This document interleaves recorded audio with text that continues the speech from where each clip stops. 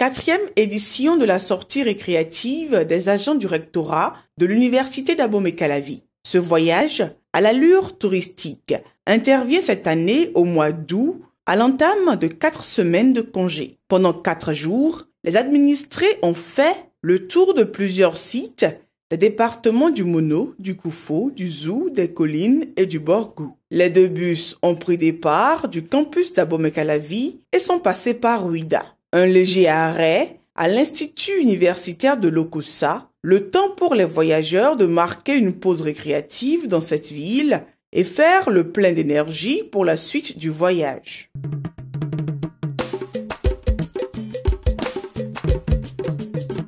Premier escale important dans la commune de Dogbo, précisément dans le village de Gounoudouji. Nous nous trouvons ici sur le site des hommes à queue. Il s'agit d'un site souterrain à la fois touristique et archéologique.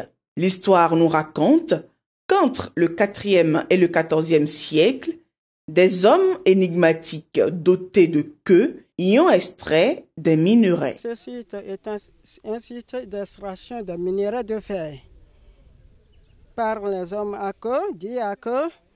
Voilà les minerais.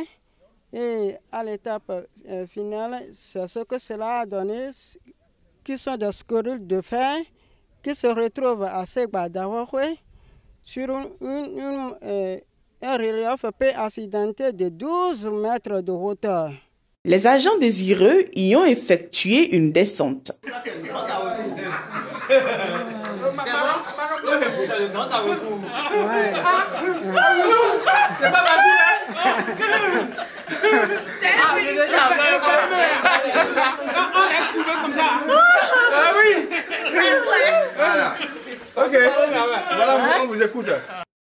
Entre peur et enthousiasme, quelques-uns nous racontent ici leur aventure. On a parcouru quelques kilomètres dans un trou. La seule difficulté qu'on a eue à l'intérieur, c'est qu'on s'est courbé pour faire le tour et visiter tout le site.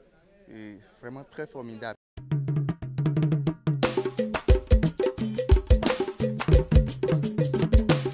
Après la visite du site souterrain de Gounoudouji, cap est mis sur le département du Zou. 2 heures de route environ ont suffi pour arriver à Boïkan, où le convoi va prendre son dîner et passer sa première nuit. À l'agenda le lendemain, une rencontre avec le conseil communal de Boïkan et la visite du village souterrain d'Agongweto.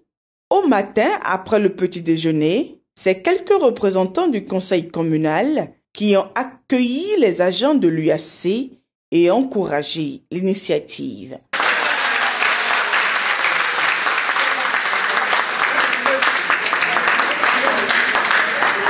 La délégation nous conduit au village souterrain d'Agongweto, un site à peu près à l'image de Gounoudouji à Dogbo. Le personnel du rectorat de l'UAC effectue une visite bien guidée et passionnante d'une fosse à 3 pièces en passant par un tour sans retour d'un gros arbre du nom de Renoudan, Beignon de Gankossou. Le guide dévoile les dessous du site d'Agongweto, découvert en 1998 à l'occasion du bitumage du contournement de Boïkan. Il s'agit d'abris souterrains qui servaient de cachette pour les guerriers de l'ancien royaume du Dahomey. Au XVIIe siècle, il y a eu la naissance du royaume du Dahomey qui était confronté aux invasions des troupes ennemies. Et n'ayant pas d'armée structurée et équipée en ce temps-là, puis ce sont des braves valides qui sont soignés d'aller défendre le royaume en cas d'invasion. Dahomey a adopté les structures qui existaient, en a taillé d'autres en fonction des points de passage stratégiques des troupes ennemies, où il faisait terrer ses guerriers, laisser passer l'ennemi et le surprendre. C'est de là que le nom Arwando est né. Normalement, c'est Arwanfunto Sindo, abri où se cachent les guerriers. Et après les Arwando, il y a le Sindo qui est taillé. Même entrée, mais pièces uniques, qui servaient à recueillir les eaux de ruissellement et les utiliser dans les ménages en saison sèche, puisqu'il n'y avait pas de cours d'eau qui traversait la cité du Dahomey en tant que tel. Nous avons ensuite le Bedo. Même entrée, mais pièces beaucoup plus complexes dans lesquelles sont cachés les vulnérables et les objets précieux du royaume quand il y a une menace d'invasion. Et enfin, le Agbodo, qui est un grand fossé de 10 km de long, 6 mètres et demi de profondeur par endroit, qui ceinture un grand domaine en plein cœur d'Abomey et 12 mètres de largeur par endroit. Après la découverte et la visite de cette fosse à 3 pièces creusée avec beaucoup d'ingéniosité qui renferme une partie de l'histoire du Bénin, les impressions des touristes de saison sont plutôt bonnes. Vous voyez comment je transpire, je respire, non? Vraiment, il y a de quoi aller découvrir ces merveilles de nos grands-parents. L'intérieur est fait de cabines où se logent les guerriers et cabines où il y a un point d'eau pour qu'ils se désaltèrent.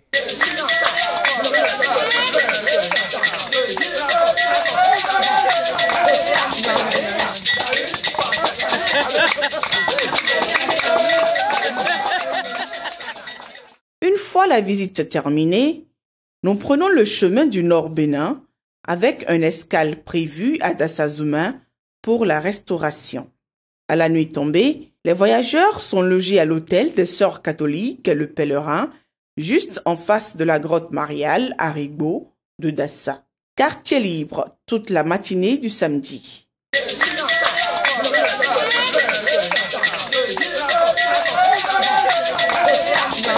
Aux environs de 20 h, le convoi va échouer à Parakou où nous attend depuis la veille le professeur Léon Biobigou pour nous conduire le lendemain à la cour impériale de Niki.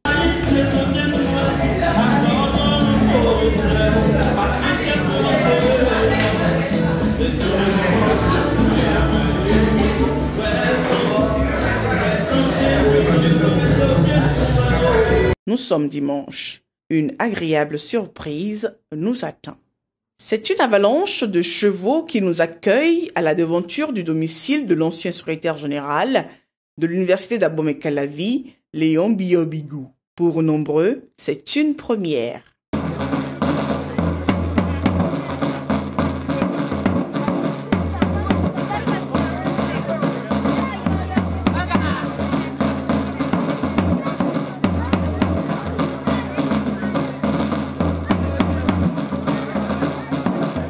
Un spectacle de course et de danse cavalière a été gracieusement offert au personnel du rectorat de l'UAC et la sortie récréative prend ainsi tout son sens.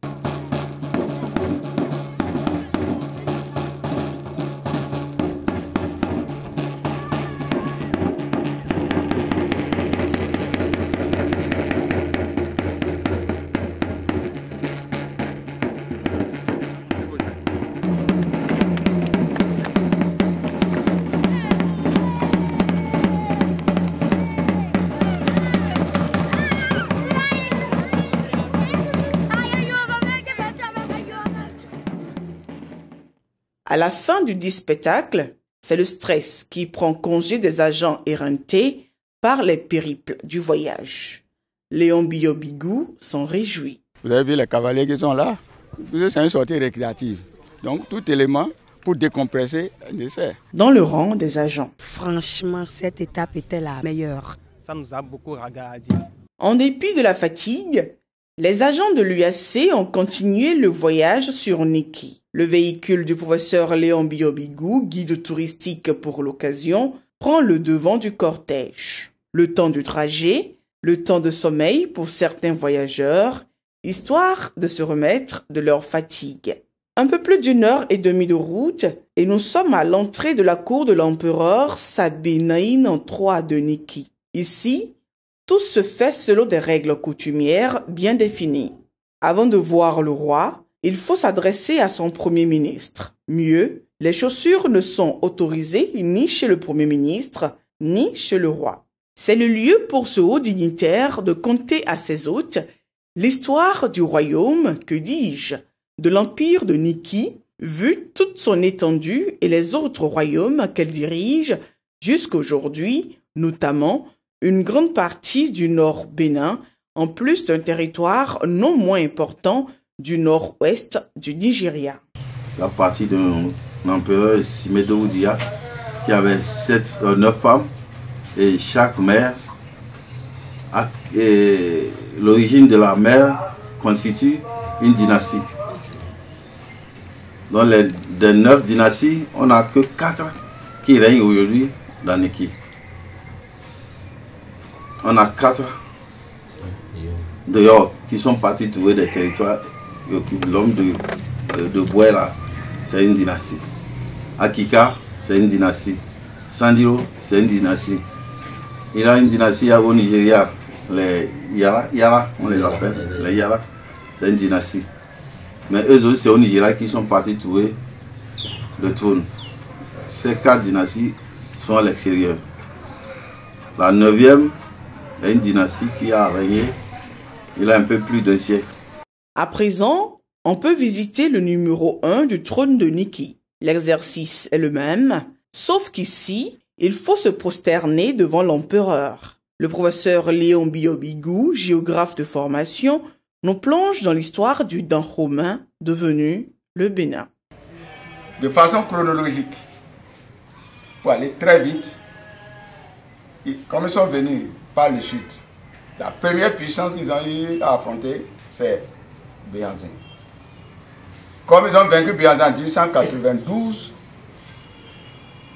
le Dahomey s'arrêtait jusqu'à la latitude de Dassa-Savalo. C'est 5 ans après.